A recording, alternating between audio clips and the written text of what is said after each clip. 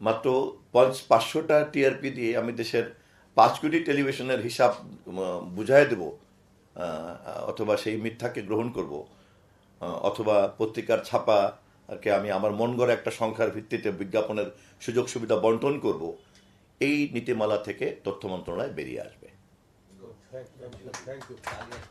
সুযোগ সুবিধার ক্ষেত্রে হয়তো কোনো পরিবর্তন হবে না, কিন্তু যে তথ্য পরিসংখ্যানের ভিত্তিতে আমরা এই সিদ্ধান্ত নিব সেখানে কোনো মিথ্যার আশ্রয়ের মধ্যে তথ্য মন্ত্রণালয় আর থাকবে না, কোনো মিথ্যার কোনো কাঠামোর উপরে আমরা দাঁড়াবো না।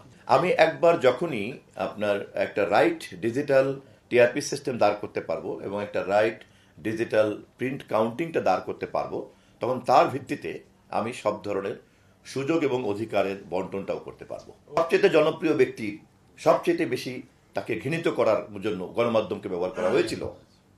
তার মানে গণমাধ্যম পরিচালনা ব্যবস্থার মধ্যেই সেই ক্ষমতা সুযোগ আছে।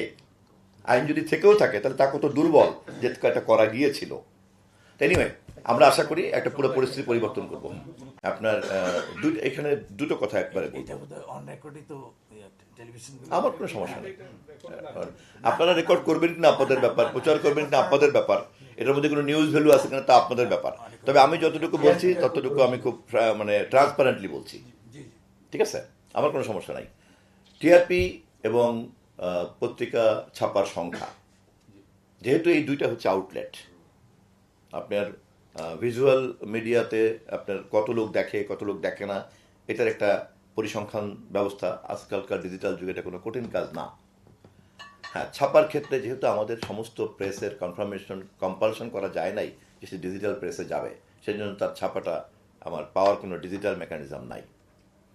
কিন্তু এই না থাকার সুযোগে মাত্র 500টা টিআরপি দিয়ে আমি দেশের 5 কোটি টেলিভিশনের হিসাব বুঝাই দেব, অথবা সেই মিথ্যাকে গ্রহণ করব, অথবা পত্রিকার ছাপাকে আমি আমার মন গড়া একটা সংখ্যার ভিত্তিতে বিজ্ঞাপনের সুযোগ সুবিধা বন্টন করব, এই নীতিমালা থেকে তথ্য মন্ত্রণালয় বেরিয়ে আসবে। সুযোগ সুবিধার ক্ষেত্রে হয়তো কোনো পরিবর্তন হবে না, কিন্তু যে তথ্য পরিসংখ্যানের ভিত্তিতে আমরা এই সিদ্ধান্ত নিব সেখানে কোনো মিথ্যার আশ্রয়ের মধ্যে তথ্য মন্ত্রণালয় আর থাকবে না, কোনো মিথ্যার কোনো কাঠামোর উপরে আমরা দাঁড়াবো না।